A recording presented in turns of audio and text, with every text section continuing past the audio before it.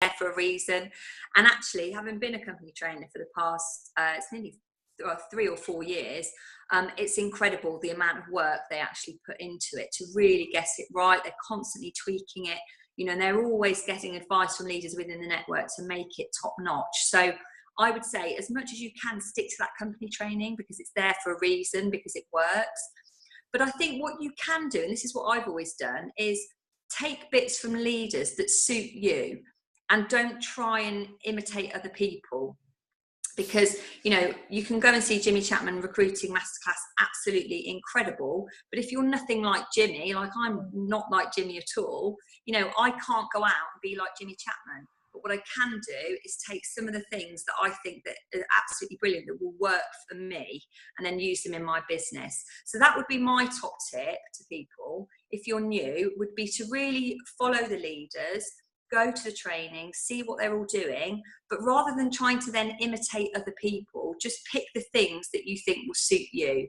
Because then I think over time, what you then do is create your own identity. And that does take a little bit of time, but sometimes it's a bit of trial and error to think, actually, yeah, that works for me, that doesn't work for me. I wouldn't be able to say things like that. So actually I need to adapt it in my own way. And then just kind of be confident with being you. I think it's my advice, really. Don't try and be other people, because you can only be you, can't you? Yeah, I think that's absolutely brilliant advice, isn't it? And it's maybe just at the beginning, when you don't have the confidence and the kind of posture, or know yourself what you're good at, if you've come in without a sales background, or any type of customer facing background, it's hard, isn't it? Because you don't quite know what you're good at. But yeah, your advice is absolutely spot on. And so, leading on from that, how do you gather your customers and your distributors? Are you a networker? Are you a whammer? Or how do you do it? I do a bit of everything, actually, in all honesty, Jo. So I've done loads of winning minis in the past. I started networking when I first started, because I was a stay-at-home mum and didn't really have that kind of work colleagues around me. So I threw myself into networking. Neighbour letters, as you probably know, Jo, being on the neighbour letters group, terrify me. Seriously, co-hosting Express Day was easier for me than following up on neighbour letters. But it is bizarre, isn't it? But actually, it's one of those things. I just try and step out my comfort zone all the time, and it is never as bad as you think, is it? No. I always think I'm too scared to do it, and then when I go out there, I actually really enjoy it. So I do think it's brilliant, and I think it's something that a lot of people find scary, but actually there's nothing wrong with challenging yourself a bit, is there, and pushing yourself out of your comfort zone. And I think if I was to kind of look back over the years and see where the team and customers have come from, a lot of them are from referrals. Now, this is one of the things I think as well with referrals, being a yellow personality, is that for me, I do find it quite difficult to actually be really direct in an appointment and ask for referrals. But I get a lot of referrals, and I'm sure you guys are the same, for being nice, and actually for looking after my customers, always send everybody a personalised thank you card, and just keeping in touch with them.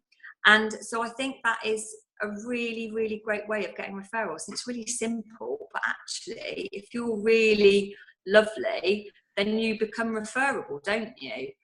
Yeah. So don't feel like you have to be really direct in asking for referrals, because if you're nice and you're genuine, you will be referable and people will refer you. So I would say that's where most of them have come from, really, over the years, is from referrals. And I suppose the longer you're in it, just the more you get, isn't it? And I think sometimes at the beginning you want everything to happen really quickly. But I remember Emma saying to me at the beginning, things will come back round. Somebody's saying no, it will come back round. And I remember thinking in those first few months, well, I don't think it will. And it did. And things have happened a year, 2 years, 3 years later. It's just having the patience, isn't it, to stay in it. I think I froze a little bit then. You know what, Jo? And I've written in... You're back. I've written in massive letters, be patient. I think that's one of the most frustrating things in this business, whether you're brand new, 2 years in, 8 years in, like me, and I'm sure the same for you guys. Sometimes you're like, I just want it to go really quick, and I want to go out and sign up 10 customers this week. And sometimes you do have to just think, do you know what? you do have to be really patient, because for me, I just think that gives you more posture. If you can behave like that and have that patience with people and let them join when they're ready, that really goes a long way. And there's nothing more powerful than being in an appointment and genuinely thinking, actually, I want what's best for this customer, not what's best for me. And that's something that I always try and lead with, is what thinking about what's in it for them rather than what's in it for me. So you do have to be patient, but I think time wins out ultimately. So I think it's better to be like that. Yeah, absolutely. Now, moving on to ops, with your kind of company trainer head on, this is something personally that I've struggled with. I don't know how other people feel, but I don't have a massive amount of success in inviting people to ops. So I go to them because I love them and it gives me a boost. But I haven't, I might have signed one person up from actually being at an op. All the others have just been on appointments and everything else. So can you give a kind of key piece of advice for getting people through the door and seeing this fantastic opportunity from, very senior people? I think for ops, one of the best things to do is to create a culture with brand new ideas right from the outset. Because I think what happens, and we see this on training a lot, is that people come to getting started training, and obviously there's always the op afterwards.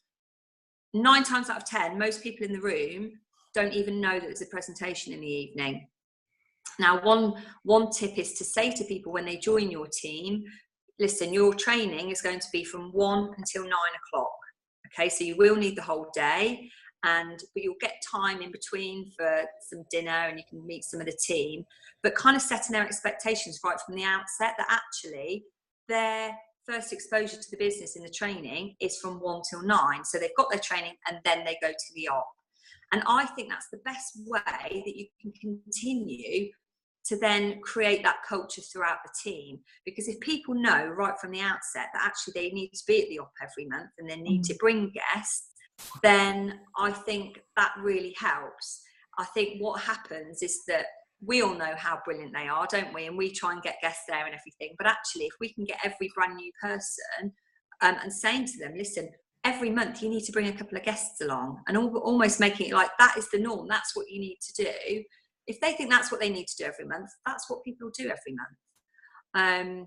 And I think it's almost like it is getting started stuff, really, I suppose, saying to people, listen, I've started something, come along, have a drink with me, I'll buy you a drink afterwards, just come along for an hour. I just really value your opinion, as a friend, come and support me and have a listen. Yeah. But I think the key thing really is creating that culture about ops from the outset. Yeah, definitely, because they're so valuable, aren't they? And it's always a worry that if we don't support them properly, that we'll lose them in our area, which would be really sad. Absolutely. Sorry, I interrupted you, Anna. I've got some quick fire questions now. So, one thing that you feel is the most important to do or say or remember in an appointment? I've kind of said this already, but be really nice and do what's right for the customer. Even if you're sitting there thinking, I really need this customer because this is going to get me 5 holiday points and I need 5 more holiday points. Do what's right for the customer, because I think it will come back tenfold to you if you do. And as hard as it is sometimes, I really think that's the best thing to do, is always have that at the forefront of your mind of what's best for them, not you. Great tip. And the same question for if you're talking to somebody about the business opportunity, what would be the most important thing to say, do, and remember? I think be really enthusiastic, because I think people are attracted to positive people. So that's really important. If people can see that you're really excited about something, they want to be a part of that. And even if you're brand new and you haven't got all the skills to feel like you can do a really confident presentation, people buy into you. So if they can see that you're really excited and really enthusiastic about it, they are going to want to be a part of that. And actually, all the minutiae and all the details doesn't matter too much, does it? People want to be a part of something. So it sounds really simple, but that would be my biggest thing, really, is just be really positive and be really enthused about it. Fantastic. And another one, top tip for organising your business. A couple of little things. The first one is to track. Now, I'm not the most organised person, to be honest. I'm really ungreen, so I'm not a very structured person. But the two things that I think are key are tracking your business. So it's really good to get in the habit of doing your PIG every day. So jotting down every day, personal customers, how many IDs you've got, and group customers. It's a really good way of monitoring how you're getting on, how much your team's growing, how your personal customers are growing. And the other thing that I think is really crucial is structure in your business. And I think it's something that gets overlooked a little bit sometimes.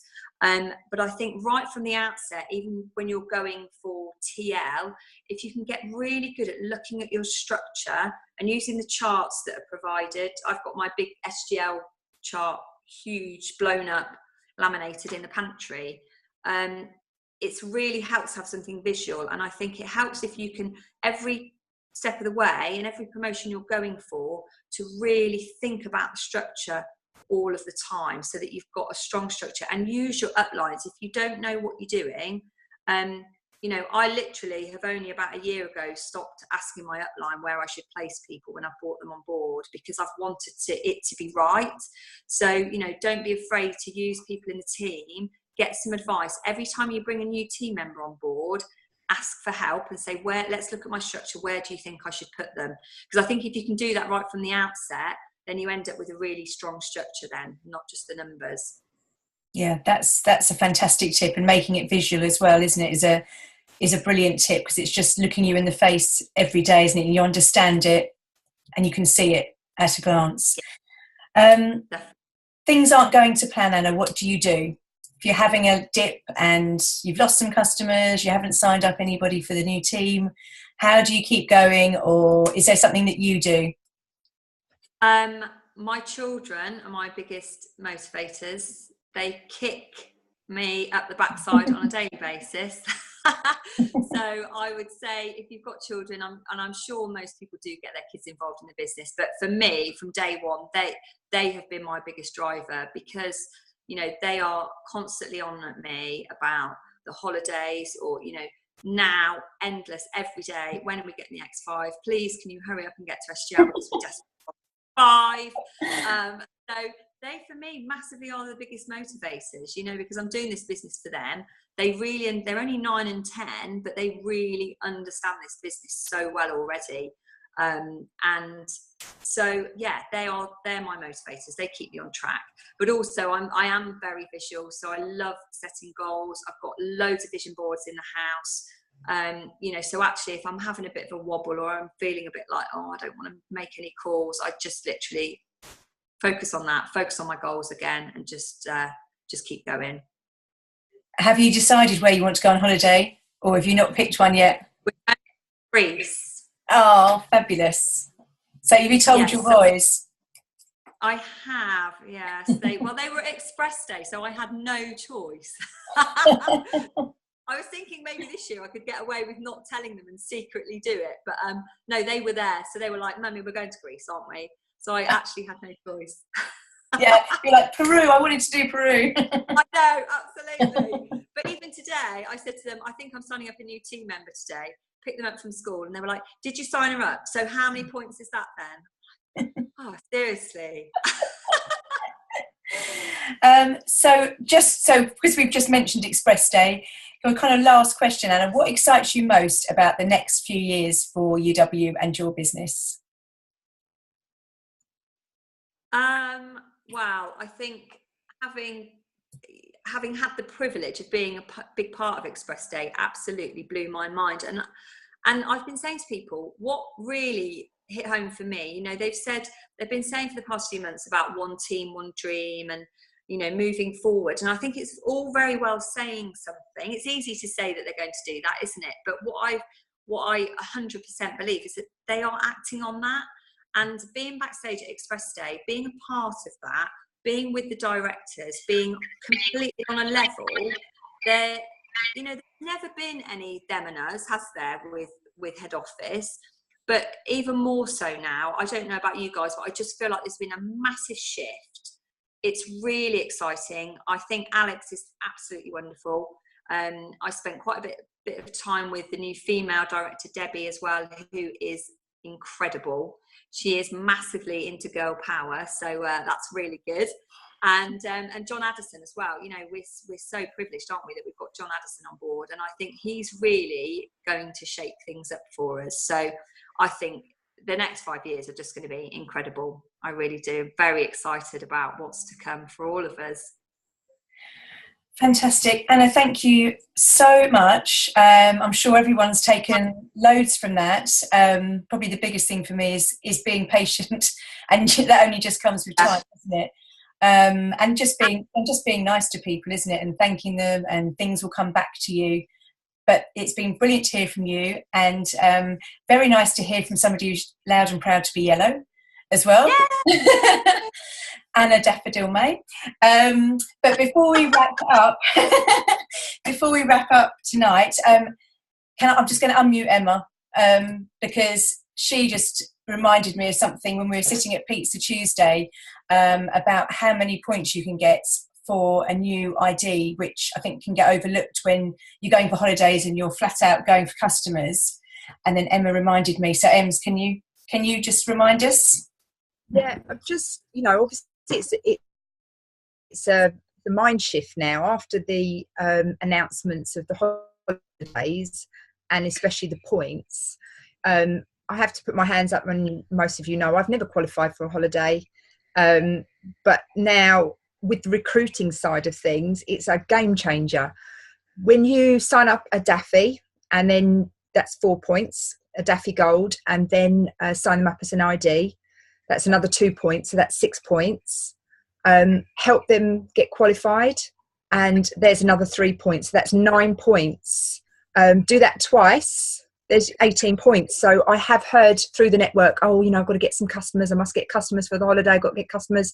So it's got to be a shift in mind, especially when you're growing and you want to get to the next level and grow a team, etc. So it's a real shift to look at recruitment, because that is where you're going to get the majority of your points. And listening to Anna as well, and getting referrals, etc.